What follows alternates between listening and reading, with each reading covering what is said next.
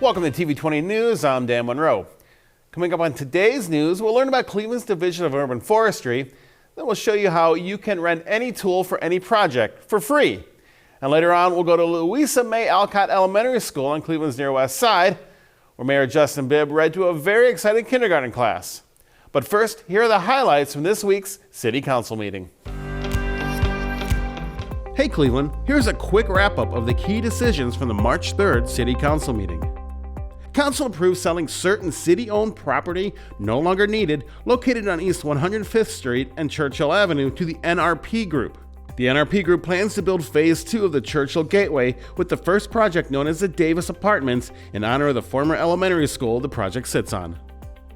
Council approved the city entering into submerged land leases with the state of Ohio and future consent to sublease with various tenants for the submerged land from West 3rd Street to approximately East 49th Street for a term up to 99 years with two 50-year options to renew. Council approved legislation declaring April 2025 Child Abuse Prevention Month. Every year, Cuyahoga County receives over 20,000 reports of child abuse and neglect. The national numbers show that 1 in 10 children will be the victim of abuse before their 18th birthday.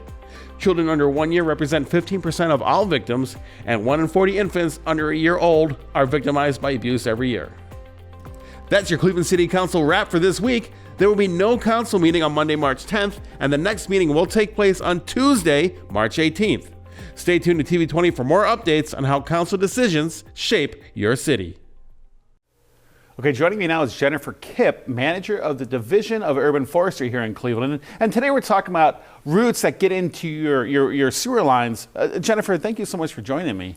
Thanks for having me. How exactly do roots get in your sewer lines? And then the second part of that is, how do you even know in your house that this is happening? Okay, great. Thanks for the question. So one of the things I want to start with is just explaining where roots grow. Most of the tree's roots are found in the top 18 to 24 inches of soil. And sewer lines are down 8 feet at least, typically. So how do the roots go from 24 inches down to 8 feet? What happens is in the city of Cleveland, these old clay tiles or old clay pipes that make up our sewer lines, they're held together with cement or mortar joints. And those, over time, those degrade and those crack. And so that allows water vapors and oxygen to escape into the soil 8 feet down. Over time, the soil, that pocket of soil expands and oxygen makes its way up to where a tree root can find it. Because roots need water and oxygen to grow and thrive. So once those roots find that oxygenated soil, they are going to take advantage of it and eventually make their way down to a sewer lateral and can enter it at the crack point. That's where the blockage happens. Correct. So when the blockage happens in the houses, there's some kind of backup. What happens there? Yeah, exactly. And that's the unfortunate part is it's underground, it's sight unseen. And so residents won't know that they have a problem with their sewer lateral until they have a backup in their basement. That's usually how it manifests. Okay, so what can people do to help prevent this from actually happening? So what I like to explain to our residents is that much like gutters, you have to keep them free of debris a couple times a year to keep them functioning properly. The same thing with sewers. If you have a plumber come out and snake your sewer lateral at least once a year, it will help keep the laterals functioning properly, free from roots and other debris, and also be able to detect other problems that could be under the surface. So when it's determined that there's repairs needed on the sewer line, why are the property owners responsible for those repairs? So just like property owners are responsible for their property, and that also includes, the sewer line, the water line, things that are below ground that aren't seen. But then there's some resources, right? The city can help if you need some repairs. Talk about some of those resources. Yeah, great. So our Division of Water partners with HomeServe USA to offer affordable programs if a resident does have to replace a sewer line or water line or do some in-home plumbing repairs. And more information about that program can be found on the Division of Water's website. And if people need more information on that, I know you said Division of Water, but is there any information they can get from Division of Forestry, Urban Forestry? Is there any place they can go for that? Yeah, absolutely. We have some frequently asked questions that we're posting on the website. And we also have a handout that we provide to residents. It's a two-sided handout that explains how roots get into sewer lines and then what the residents' options are for making those repairs or mitigating the circumstances. So repairs that are needed on the sewer line, I'm sure permits have to be pulled to the city somehow. How does that work? Yeah, exactly. So a licensed bonded sewer builder would need to pull a permit from Water Pollution Control, the city's sewer department, so that the connection, the city needs to make sure that the connection to the city's sewer is inspected and done properly. If for the sewer repair, the licensed bonded plumber has to dig in the tree or in the front yard, then they would also need a permit from Building and Housing. Now, with the roots coming into the sewer system, is this more of a problem in warmer temperature times, spring, summer, or does this happen in the colder times, the fall, the winter, or any time? It can happen anytime, anytime. As soon as that root is able to find that oxygenated soil, or roots find that oxygenated soil, they're just going to go. But typically, we'll see more root growth, during the growing season, spring through fall, before the leaves drop. That's when the trees are most active and the roots are most active. Well, Jennifer, I really do want to thank you for your time. This is a really important information to know, that there's some resources out there, things you can know. If people want more information about, again, the Division of Urban Forestry, where can they go? They can certainly call our main phone number is 664-3104. Direct to me. My phone number is 664-2388. And like I said, we're going to have those frequently asked questions posted internally and on the website soon. And I bet when it gets warmer, people can find you at all sorts of community events? Absolutely. Yeah, we're currently trying to plan our Arbor Day event. It's going to be Arbor Week, actually. I love it. Let's plant some trees. That's right. Jennifer, thank you so much. Thank you so much. Join me on my show, Age Friendly Cleveland, where I speak with leaders and partners within the Cleveland Division of Aging. On our new episode currently airing, you'll learn about various home resources available to our senior citizens who need a little help with the upkeep or repair of their homes. Watch Age Friendly Cleveland right here on TV20 or on our TV20 Cleveland YouTube page. We'll be back right after this.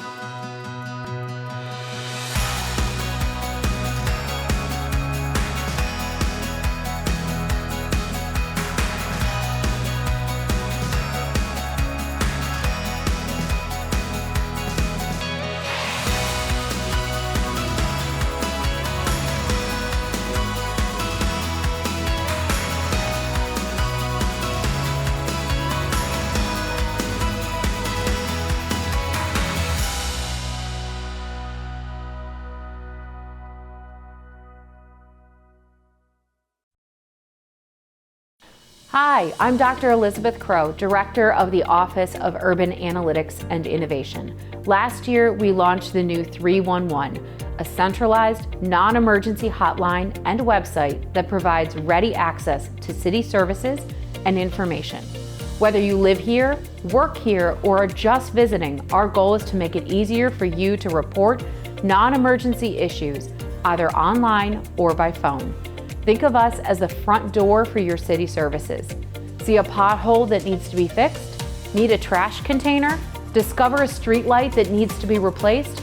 You can call 311 or visit us online at clevelandohio.gov/311, and we will make sure your request gets to the right department.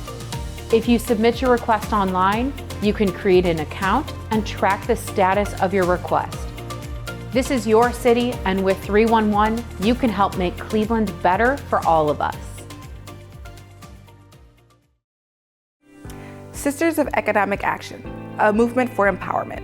For too long, women of color have faced systemic barriers to economic opportunity, financial literacy, and the connections that open doors. But that changes now.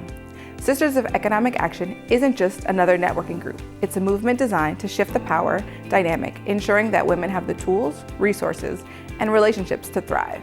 It starts with networking, because sometimes the right introduction can change everything. Whether it's landing a contract, securing an investor, or stepping into a leadership role, we believe that access is power. Through warm, intentional connections, we're making sure women don't just have a seat at the table. They're invited, welcomed, and valued. Empower Her Hour is a space where knowledge is currency, and gatekeeping is a thing of the past. These Power Pack sessions bring women together to share resources, business strategies, and financial insights. This isn't about a competition, it's about collective success. When one of us wins, we all win. And because economic freedom is the foundation of real change, Empower Her Finance is here to equip women with the skills to build generational wealth. From smart investing to financial independence, we're breaking down the barriers to economic empowerment and making financial literacy accessible, actionable, and transformational. This is more than a program, it's a movement, a revolution in how women of color access opportunity, build wealth, and support each other. If you're ready to take control of your future, Sisters of Economic Action is ready for you. Join us, get connected, take action, because the future belongs to those who claim it. Welcome back to TV20 News. I'm Dan Monroe. Need one missing tool to complete a project around the house? Community Housing Solutions can help. We checked out their tool loan program, offering an array of handy gadgets. Spring is on the way, and that might mean looking at the home repair list again. This is our cement mixer. It is an electric one, but very handy for doing small little repairs to sidewalks and driveways when you need to. The tool loan program at Community Housing Solutions on West 45th Street has any tool you could think of to get the job done. Just show up early to get what you need. Our number one borrowed tool is our lawnmowers. You know, we have 6 of them here, and they are gone during the summer every day. You know, if you come in by noon, there aren't any lawnmowers left. They are borrowed, nonstop. Weed whackers are another one, leaf blowers towards the fall. Federal funding from HUD and other departments keep the program going, along with the program's Larchmere location that offers big repair project advance and foreclosure assistance from HUD certified counselors. If you have problems with back taxes, you could be in foreclosure. They could help with all that. They can get you out of those situations. They could help sometimes with utility bills. They have many connections with the utility companies to help. The program also has experts to explain tools and even give advice for big home repair projects. Our tool loan managers, both east and west side, are versed in all the tools. And they'll make sure before they leave that they know how to use the tool properly and the proper care while they're using it. Community Housing Solutions has more tools than you can shake a measuring stick at. For information on the types of tools they have to loan out and how you can go about borrowing those tools, visit their website at yourchs.org/program/tool-loan for details. Hey, there's more TV20 News coming up after this. Today's vote, in my eyes, is not a very difficult one.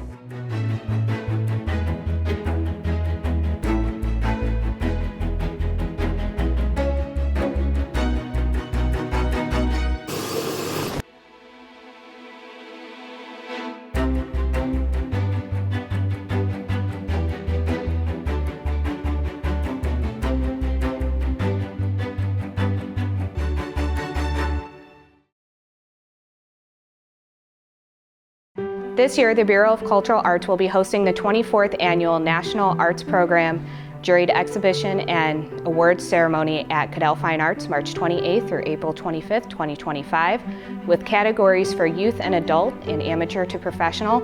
All are welcome. Do not miss this opportunity to show off your talents this spring. For more information, visit nationalartsprogram.org/Cleveland. Registration opens Monday, February 17th, 2025.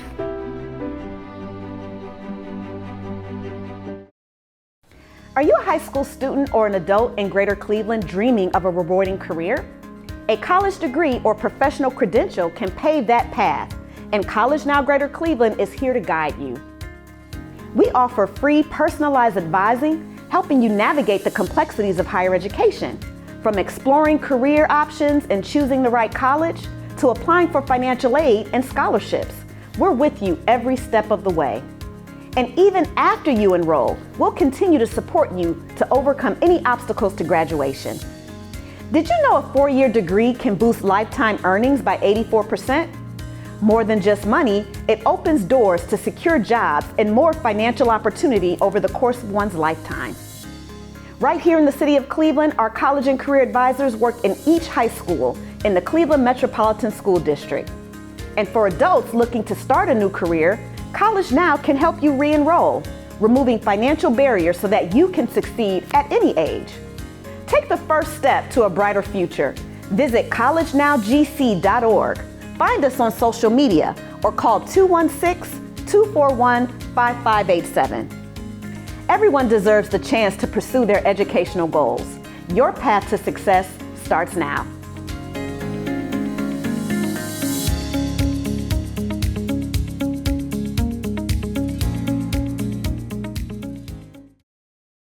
Welcome back to TV20 News. I'm Dan Monroe. A group of students from a Cleveland area school had a special treat when a surprise visitor stopped by to read to them. Days of the week, days of the week, days of the week. The boys and girls of Mrs. Kitchen's kindergarten class at Louisa May Alcott Elementary School were beyond excited when Cleveland Mayor Justin Bibb stopped by for a visit. I'm excited to see you. Aww.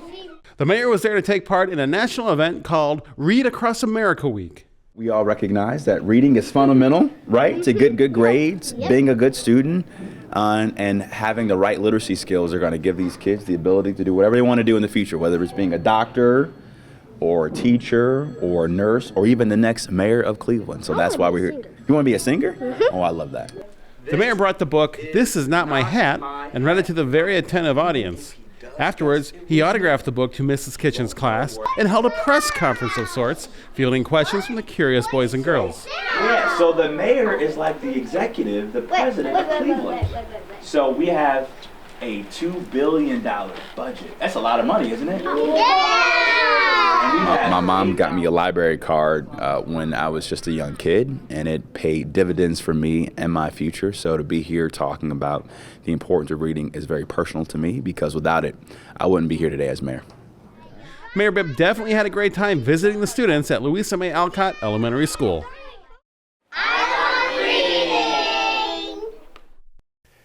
You know, we are constantly uploading new content on our TV20 Cleveland YouTube page, so make sure you hit that subscribe button so you don't miss out on anything. You can also connect with TV20 Cleveland on your favorite social media platforms like Facebook, Instagram, and X. Thanks for watching TV20 News. I'm Dan Monroe.